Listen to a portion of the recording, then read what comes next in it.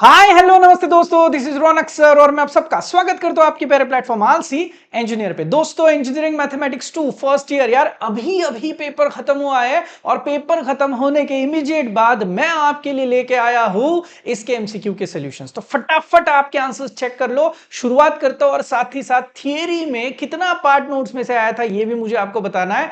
अच्छे से पूरा वीडियो आप जरूर देखना। ये इंजीनियरिंग करना अब हो गया और भी आसान। पुणे यूनिवर्सिटी का न्यूली अपडेटेड 2024 पैटर्न, 2019 पैटर्न और भी कई यूनिवर्सिटीज के fully updated curated PYQ inclusive courses अब आपको दिखेंगे आलसी इंजीनियर के ऐप पे। भाई 2 लाख से ज्यादा बच्चे ऑलरेडी जुड़ चुके।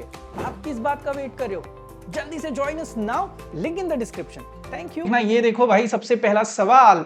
अब पहला सवाल जहां पे हम लोगों को ये गामा फंक्शन का सवाल दिया था, जहां पे आपको x cube is equal to t substitute करने के लिए बोला था। अब जब आप x क्यूब को t सब्स्टिट्यूट करोगे तो x की वैल्यू आपकी होगी t रेज़ टू 1/3।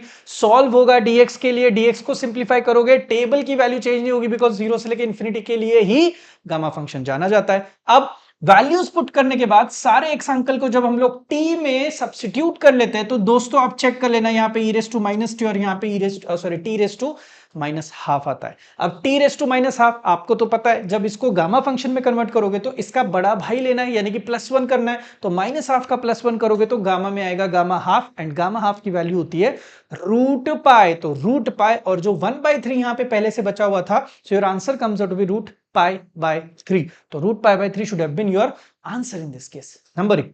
अब ये जो बाई 3 का ऑप्शन है आपको इधर पे देखते ही समझ में आना चाहिए था। आपके पास 2 ऑप्शंस बच जाते अगर ये 3 आपने पहले से दिमाग लगाया होता। तो एक तो भाई कभी कभार 2 से कुछ मल्टीप्लाई होकर 6 आ सकता है, या फिर डायरेक्टली आप यहाँ पे बाई 3 का ऑप्शन यानी कि अंदाजा लगा के भी आप ऑप्शन डी को सिलेक्ट कर सकते थे। Number 2, the reason of absence का सवाल हम लोगों को पूछा हुआ है। अब यूजुअली इस तरीके का सवाल जो है ना प्रीवियस पेपर में आया था, जहां पे मैंने उसकी प्रैक्टिस भी करा के ली थी एमसीक्यूज में।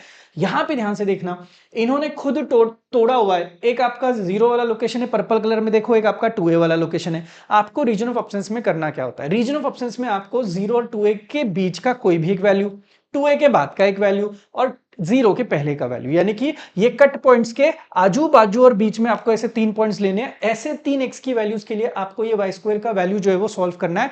आपको भी पता है, मुझे भी पता है, इन रियलिटी कोई भी स्क्वायर हमेशा पॉजिटिव ही होना चाहिए। इसका मतलब है आप अगर यहां पे देखोगे तो y का स्क्वायर जो है यहां पे वैल्यू देखो पॉजिटिव है, यानी कि प्रेजेंट। इधर प्रेजेंट है मतलब कहां पे प्रेजेंट है? a मतलब इस पोर्शन में प्रेजेंट है।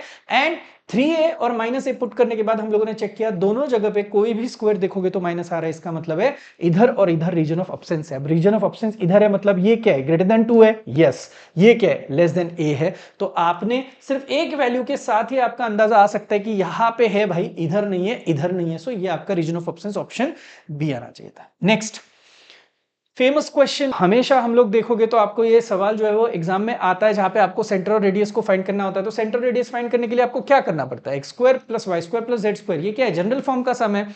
x का कोएफिशिएंट लो, हाफ करो, साइन पलटी करो। y का कोएफिशिएंट लो, हाफ करो, साइन पलटी करो। z का कोएफिशिएंट लो, हाफ करो, साइन पलटी करो। ये करते हुए ही आप देख सकते थे जिस तरीके से ये सम दिया है, यहीं पे आपका आंसर सेट हो रहा था। 2, -3, 1 आपका xyz के नोटेशन आ रहे थे और रेडियस आपकी यहाँ पे 5 आ रही है। तो ये 2, -3, 1 और कहीं पे था भी नहीं वैसे तो आपका ये ऑप्शन ए आना चाहिए था। नेक्स्ट ये भी सम ऑलरेडी आया हुआ था, द वैल्यू ऑफ दिस। अब यहां पे आपको क्या पिक करना था मैं बताता हूं। देखना यहाँ पे 0 से लेके क्या लिखा है? y। हमेशा याद रखो 0 से लेके y जब लिखा हुआ है तो ये कभी भी y की रेंज नहीं हो सकती है। ये रेंज किसकी होगी? x। और इसी x की रेंज में अब वेरिएबल है कि नहीं, तो विद रिस्पेक्ट टू x आपका पहला इंटीग्रेट होना चाहिए था। विद रिस्पेक्ट टू x करोगे तो dx का इंटीग्रेशन आएगा x।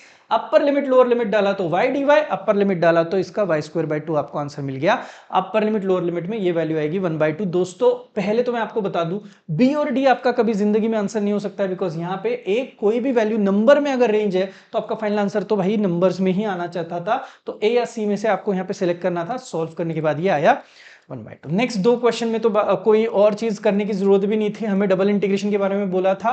पोलर कोऑर्डिनेट्स में ये ऑलरेडी बहुत बारी बता चुका हूं मैं कि dx dy जो होता है that is area polar coordinates में जब वर्क होता है तो किस तरीके से वर्कआउट होता है आपका, यहां पे are d r d theta के हिसाब से वर्कआउट होता है। मतलब कहने का मतलब ये कि आपको बस यहां पे अब चेक करना क्या है, अगर आप थोड़ा सा भी दिमाग लगाओगे तो ये देखो, ये एक्चुअल में ये ऐसे डबल इंटीग्रेशन का टर्म आता है यहाँ पे, राइट, एरिया के लिए जब आता है तब, तो dx dy is always represented by r d r d theta. इस पूरे टर्म में r d r d theta बस एक जगह पे था, यानी कि option number D was your answer in this case.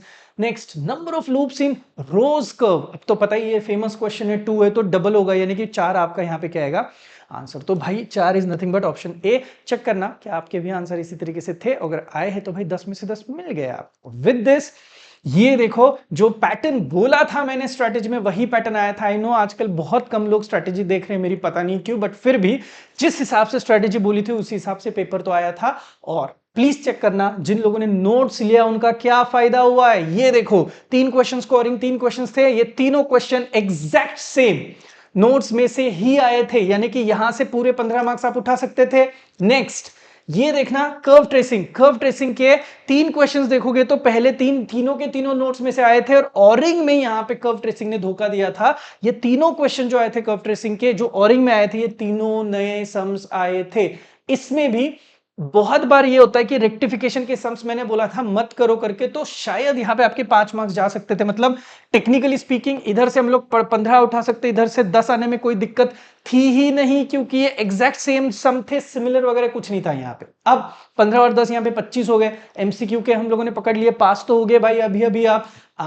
ये देखना अपना क्वेश्चन नंबर 6 और 7, जो बोला था एग्जैक्ट वही स्फीयर का सम ऊपर भी आया था और नीचे भी आया था। इसका मतलब ये है, ये स्फीयर टचेस प्लेन और 2 स्फीयर एक्सटर्नल एक दूसरे को टच होते हैं। ये दोनों क्वेश्चंस नोट्स में एग्जैक्ट सेम वाले सम्स आए।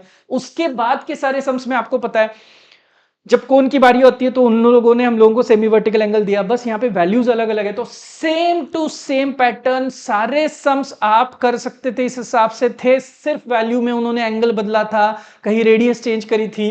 तो भाई साहब इसके तो पूरे, मतलब मैं तो हमेशा वाउच करता हूं, आपको पता है, मैंने आपको इसमें भी बोला था स्ट्रेटेजी में कि प्लीज आप ये पहले कर लेना। तो भाई ये देखो, ये हो गया आपके यहाँ पे मार्क्स। अब along with this, जब आप इस पे डील करोगे, ये रहा आपका लास्ट।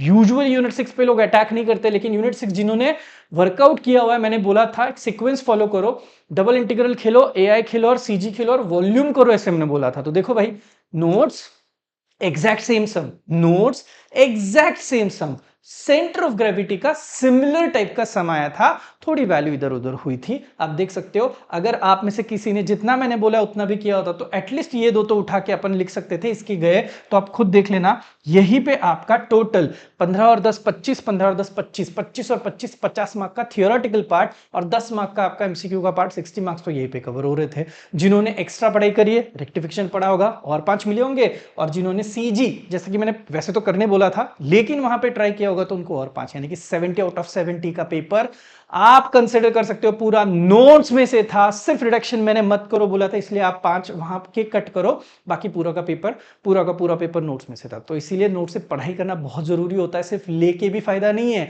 और हाँ सीरियसली करते तो सच में बहुत अच्छे मार्क्स हम लोग को मिलते। होपफुली आपको ये स्ट्रैटेजी सब कुछ समझ में आई है, मतलब पेपर का ओवरऑल किस तरीके से आया था उसका एक्सप्लेनेशन आपको समझ में आया है।